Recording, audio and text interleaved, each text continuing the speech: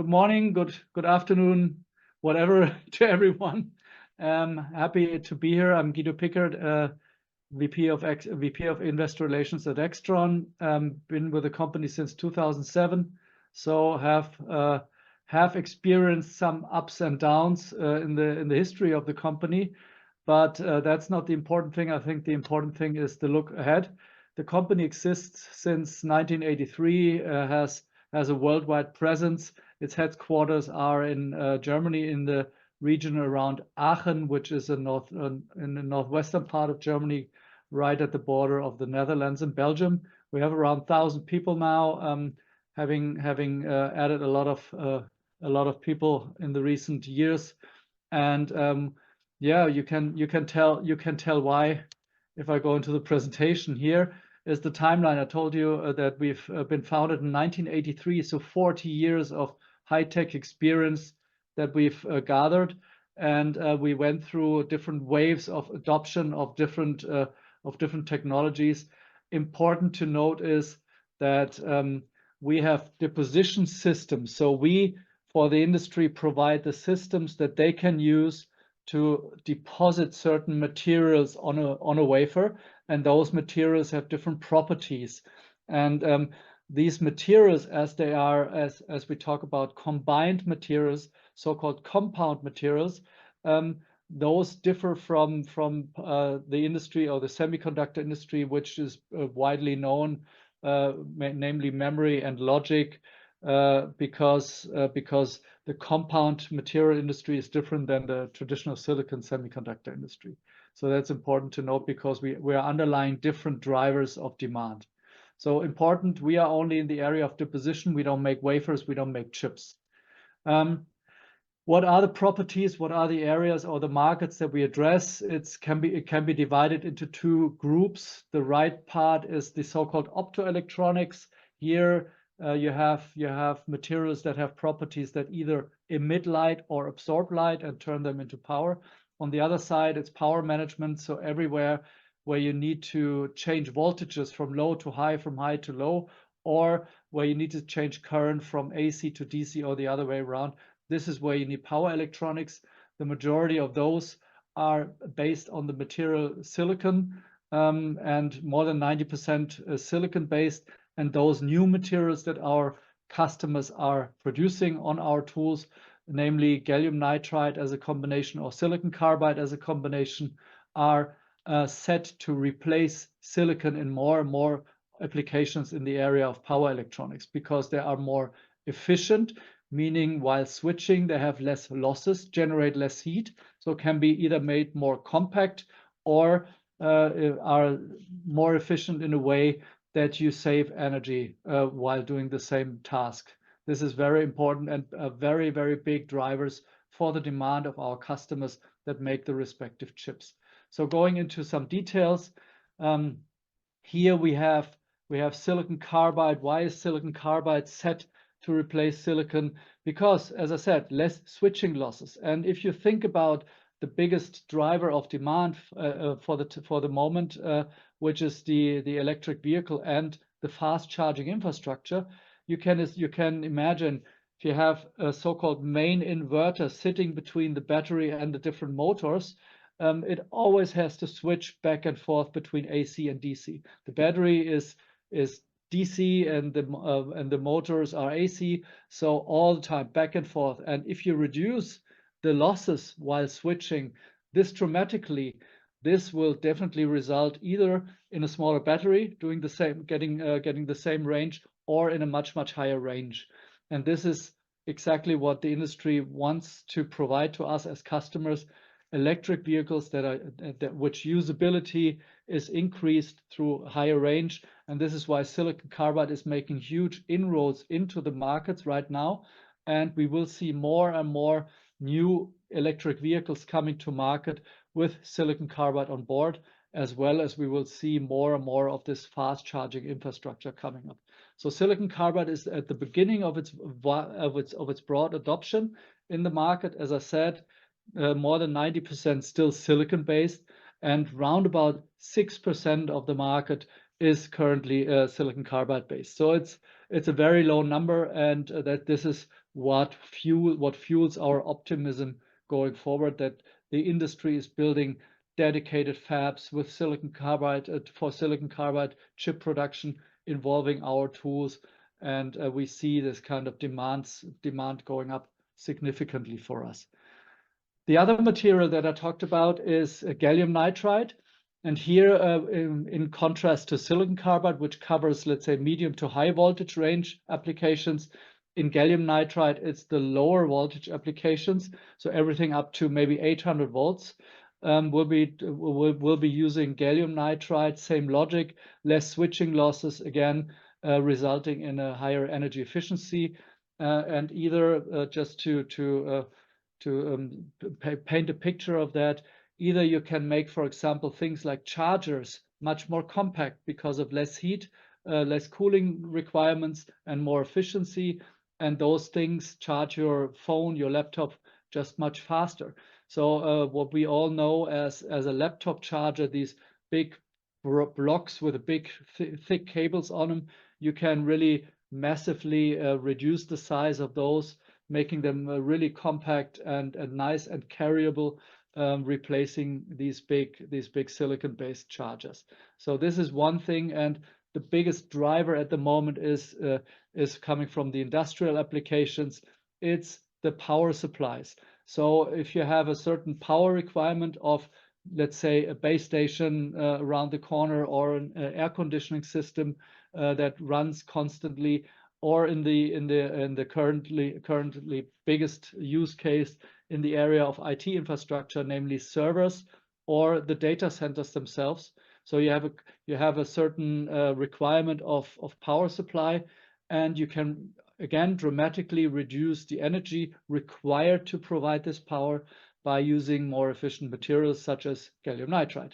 So this is the target of customers like Texas Instruments, for example, really going into that market, providing power supplies for data centers, for hyperscalers. It's becoming even more important going forward. And then the industry is already moving on, looking for the next areas or pockets of the market in which they can replace silicon with gallium nitride, or in the other part with silicon carbide. So very strong dynamics in the market, not driven by, let's say, the hope to be in the next smartphone model. It's really driven by overarching schemes of energy efficiency or electrification. Now, since power electronics is only one part of the markets we're addressing, we're also active in the area of optoelectronics, which is something that I show you here. Actually, I'm coming to the bonus or the optionality which we have in this market right now. It's called micro LEDs. You know, everybody knows LEDs all over the place. We also know the big advertisement displays all over the outdoor displays. And now imagine this to be shrunk in a way that you can use it as a TV, or you can use it as a display on your smartwatch, your smartphone, etc., or in your car, wherever. So really making the LEDs so tiny that they can serve as individual pixels on a display that is very close to us. That is a big challenge. On one side, when you produce the wafers on which these LED structures are being deposited, they have to be at the highest possible quality. That box is ticked. This means our tools are already fulfilling the very high quality expectations. But now comes the challenge.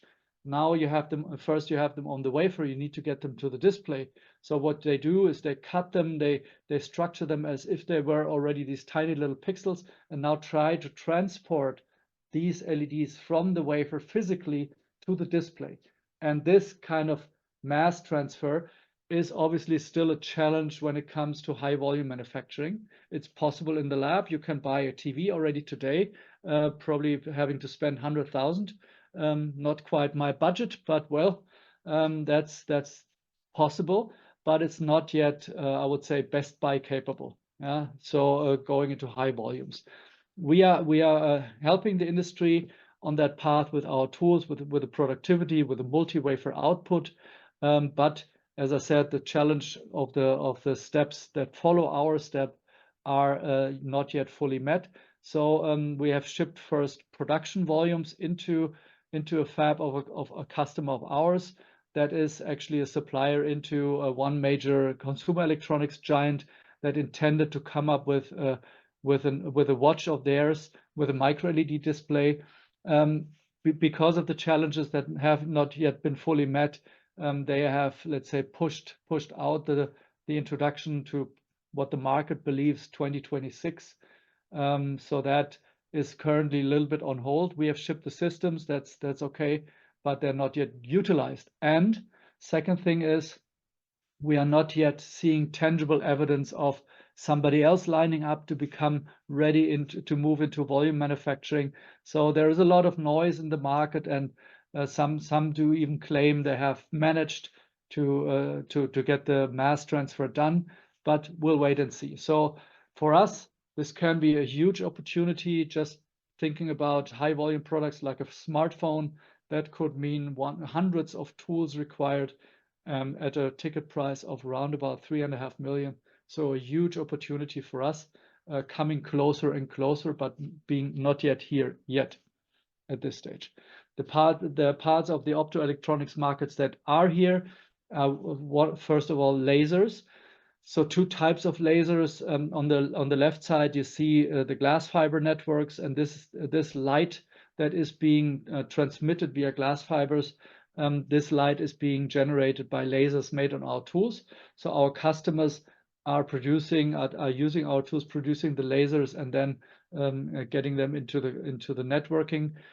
So that means either the long haul networks, so the ocean cables being provided with those lasers, the fiber to the home connections for fast internet, but it all goes further and further into the IT infrastructure, so going even between servers, between computers themselves. So it all goes optical. What you see also on that picture are the traditional copper cables. They will be fully replaced by glass fiber, by optical datacom over the next years. And this also fuels our optimism in this space that demand will continue in a double-digit million contribution per year. But this also means demand from what you see on the right side, other types of lasers used for so-called 3D sensing. 3D sensing is scanning an object in its three-dimensional aspect. And the most famous, I would say, application for that is Face ID of Apple. They use a laser made on our tools to scan your face and open your phone. So this has caused some strong demand in building up the capacity for that application, but it never made it outside of Apple. So there's something here, something there, but nothing really huge. That could change over time when the functionality called LiDAR makes inroads into the broad adoption into the market. LiDAR means laser detecting of its surrounding of a car or of a driving object. So this kind of functionality could cause stronger demand in opto, especially for 3D sensing lasers. In total, as I said, the optoelectronics business should contribute on a double-digit million range somehow towards the upper end over time, driven by these two applications. So the tools we make, we have now three different platforms out in the market that are defined. The differences are defined by the material systems. On the left side, the G10 SiC silicon carbide, very much optimized for high volume manufacturing on either 6 or 8-inch substrates. That's important to note because the industry is moving from producing the structures on a so-called 6-inch wafer, the wafer with a diameter of 150 millimeters. This is going to 200 millimeters. But the wafers are not yet available, so the industry takes another 1 to 2 years. But our tool can do both. That was the clear target.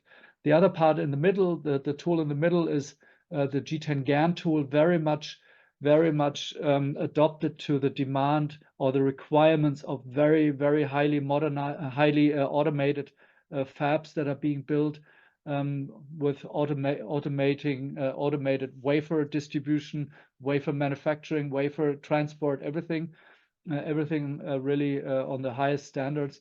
So this is our latest family member that joined the G10 family. And on the right side, you see the tool to be used for the lasers for the red, for the fiber lasers or the 3D sensing lasers, the G10 ASP.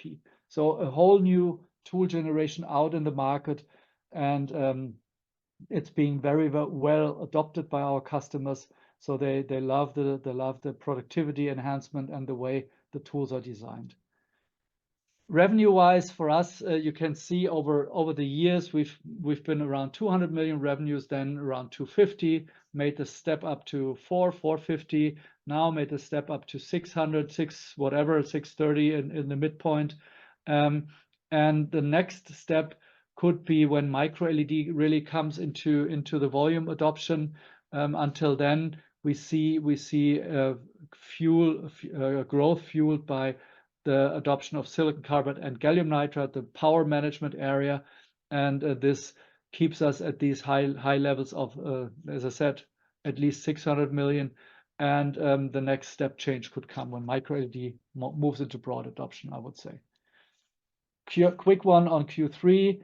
No, the quarterly development on orders and revenues is not very even. It's evenly distributed throughout the year. We've seen a somehow lower order intake in Q3, as well as lower revenues.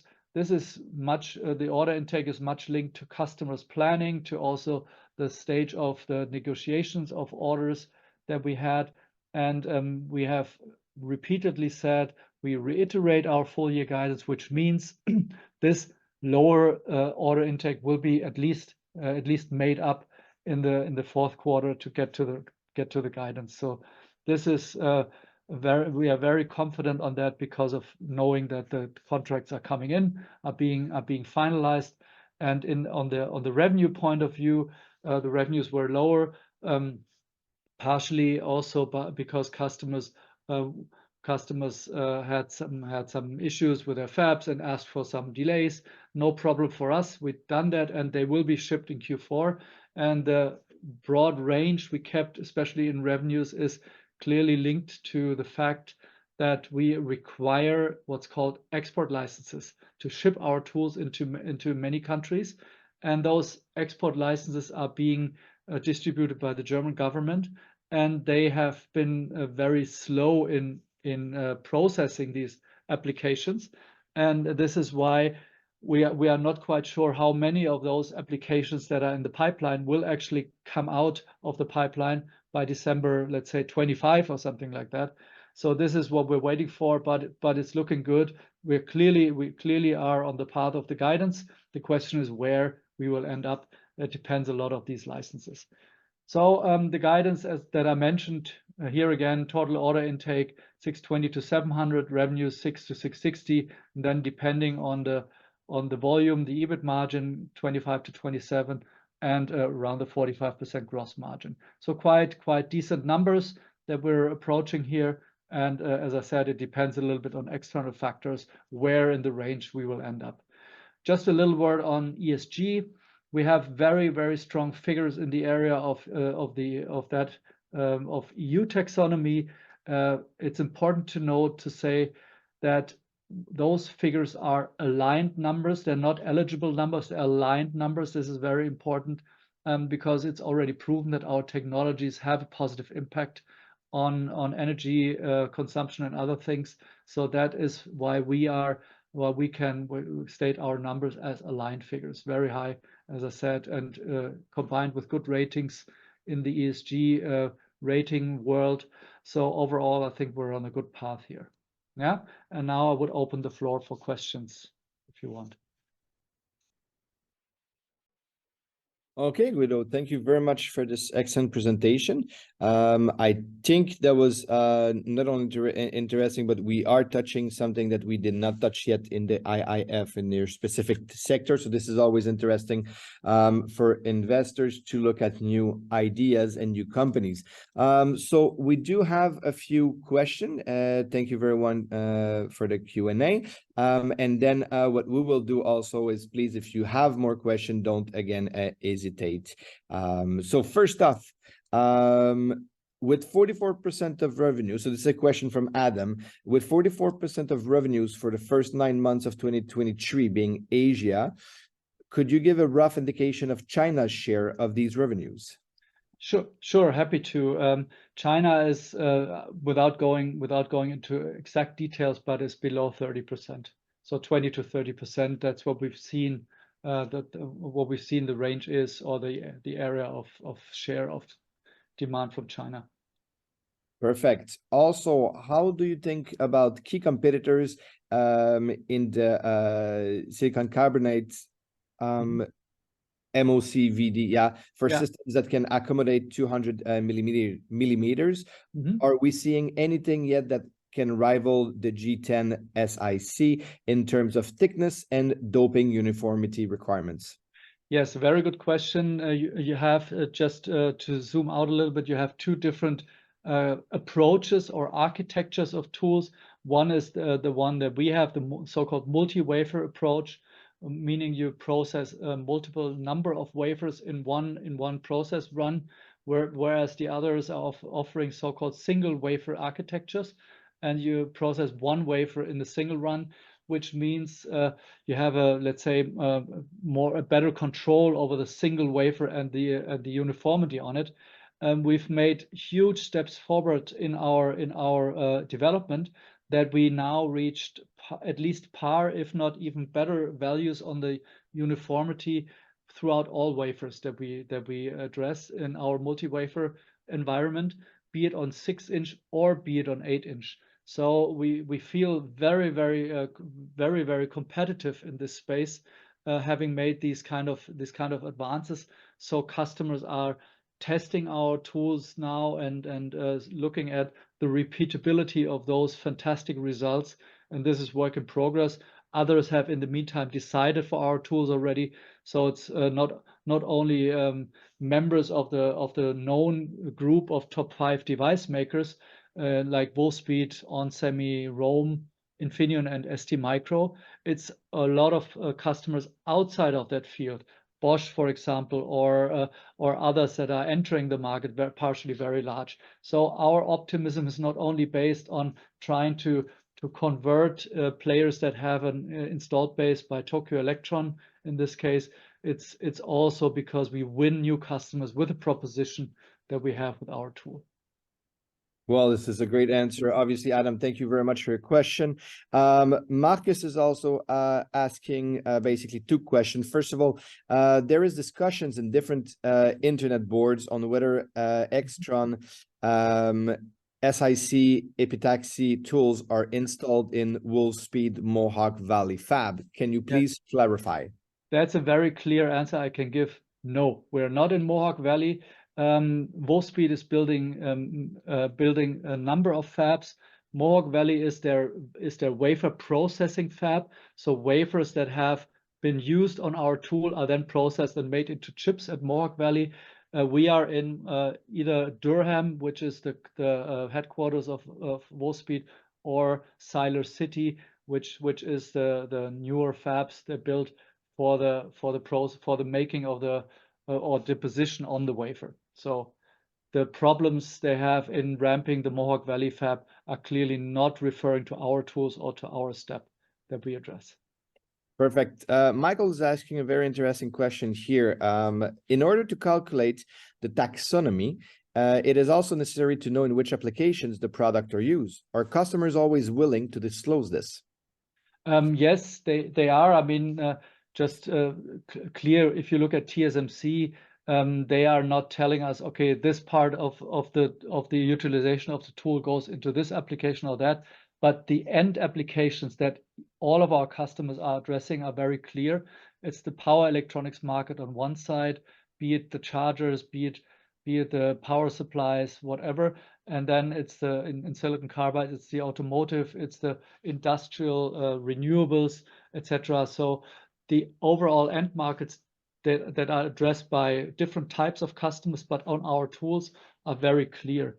And even I don't know whether you knew this, the optical data communication through glass fiber is much more energy efficient than if you used copper cables. So that's another aspect of the move into optical datacom. It's not only the volume and the speed of data transmission, it's the energy efficiency at the very end.